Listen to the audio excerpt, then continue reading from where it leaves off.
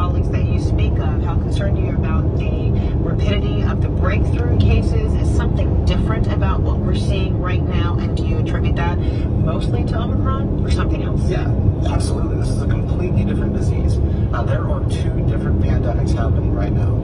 There is the Delta pandemic that is still happening and is the primary driver of hospitalizations and illness in probably half of the country. In places like Washington, D.C., we are all in agreement that Omicron is clearly the driver of the increase in patients coming, because with Delta you see pneumonia, you see this lower respiratory tract infection. It causes low oxygen levels, it brings you to the hospital because you're very sick, it gets you admitted if you're very sick and potentially die. Omicron is an upper respiratory infection, and while that can lead to illness and death in some people with a lot of comorbidities or those who are just simply unlucky, for the vast majority of people, this seems to be equivalent to a very bad cold or a very mild flu.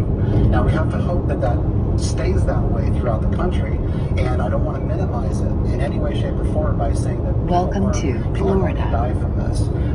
But it sure is good to see that it doesn't have the deadliness that Delta and the prior variants have had so far. Meantime, let's talk about the pediatric hospitalizations that this nation is seeing. And right now, across the board, it's the highest this country has really seen during the pandemic. Are you at your hospital, George Washington University Hospital, seeing more children admitted? Or when you see children, I mean, what do you do? Are you passing them on to Children's Hospital? What's happening? That's a great question, and it's important to know that not all hospitals treat and admit pediatric patients, and we are one of those hospitals that primarily focuses on adults. Prior to coming on today, I reached out to my colleague, Dr. Joel Simpson. She's the Chief of Emergency Medicine at Children's National Hospital here in Washington, D.C. And while she says they're holding their own, they are seeing both the typical surge of pediatric admissions that happens every winter due to circulating cold viruses and the flu. They are definitely seeing an increase in patients coming in for testing and for mild symptoms, which can be attributed to Omicron.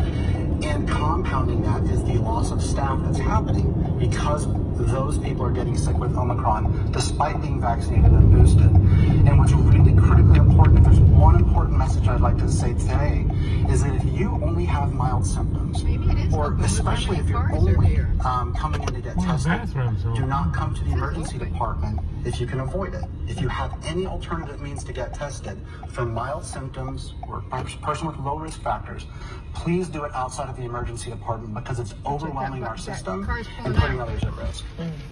So then I wonder if you are in agreement then with so many school districts who are delaying now in-person school, back to school after the holidays. Many school districts were expecting to see kids back Monday, Tuesday, but then now they're asking that many of them are doing, at-home learning. Are you in agreement with that? Is that the best precaution to take at this juncture? Nah, there's no right answer. And I'll preface this by saying that I have a 3-year-old and a 1.5-year-old, both of whom go to school and daycare. And they're both going to be affected by this with delays. We're damned if we do and we're damned if we don't. The economy is going to suffer and the workforce is going to suffer, or kids are going to get sick. There is absolutely no way to keep Omicron out of the schools. No way. It's more transmissible. It passes through and looks just like a cold. And what we're going to be relying on is testing in addition to the standard practices of masking, social distancing, and hand hygiene. But the testing that we're using, these antigen tests at home, simply are not sensitive enough to keep Omicron out of our schools.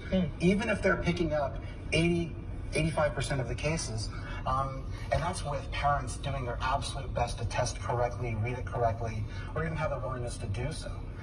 Some cases of Omicron are still going to slip through. And even if it's not enough students getting sick enough to cancel the classes, their teachers, no matter how vaccinated they are, they're at risk of getting sick. And I think that's why schools are going to close in the places most affected by the virus. My goodness. All right, Dr. James Phillips, good to see you again. Instead of Happy New Year, I'll have to say hopeful New Year. Let's hope we're only going up from here. Please. Good to see you again, Fred. Good to see you too. All right, still ahead. Now, snowfall in Colorado after devastating fires in